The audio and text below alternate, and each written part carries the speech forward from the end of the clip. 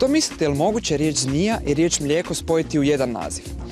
Danas ćemo upoznati životinju koja je upravo to uspjela. Naš današnji gost je mliječna zmija. Brrr.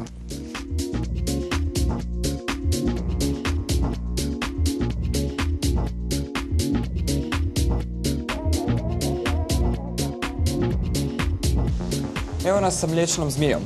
Otkud baš naziv mliječna zmija? Pa da, mliječna zmija je malo neobičan naziv. Ljudi su nekoć mislili da se ova zmija hrani mlijekom. Da pije mlijeko, pa su joj dali naziv mliječna zmija. Naravno, to nije istina. Recite nam, ona ima ovakve izrazito jarke boje. Zbog čega je to tako?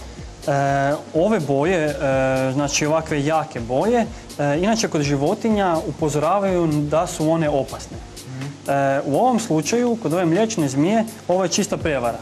Znači, ona nije opasna, ona je bezopasna, nije otrovna. Jedino što ona ovim bojama oponaša jednu otrovnu zmiju. I to je koreljna zmija koja je smrtonosna. Tako da životinje koje vide ovu zmiju misle da je otrovna i ostavaju na miru. Koliko velika može narasti? Ona može narasti do otprilike 170 cm. Koje je prirodno stanište? Možemo ju naći, znači sigurno ju nećemo naći u Hrvatskoj, ovdje kod nas. Naći ćemo ju u Sjevernoj Americi, Srednjoj Americi i dijelu Južne Amerike.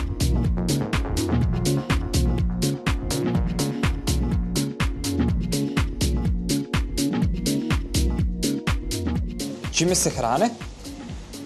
Pa kao i većina ovakvih zmija, ove veličine hrane se nekakvim glodavcima, malim sisavcima i slično. Sve ono dovoljno malo možemo reći da mogu progutati u komadu. Znamo da zmije imaju jedan poseban sistem njuha. Točno. One ne njuše kao i mi.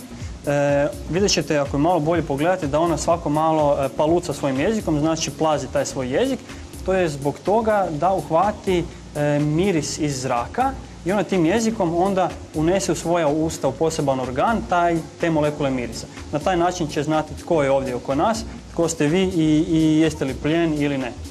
Sad kad već zmiju imamo tu u rukama, što je najbolje učiniti u prirodi kad naiđemo na zmiju? U prirodi je najbolje ako vidimo zmiju ispred nas, znači jednostavno se udaljiti u drugom smjeru. Zmija nas neće slijediti i neće nas napadati, zato jer i da nas uhvati nema što s nama. A osim toga, nisu sve zmije ovako pitome. Ova zmija je naučena na ljude, na ruke, tako da zmije u prirodi su divlje. I bez obzira li je ona otrovna ili nije otrovna, sve zmije imaju zube, tako da vas može i ona koja nije otrovna ugristi. A to svakako ne bi htjeli. Naravno. Ovo je bilo jako zanimljivo. Puno hvala. Nema na čemu.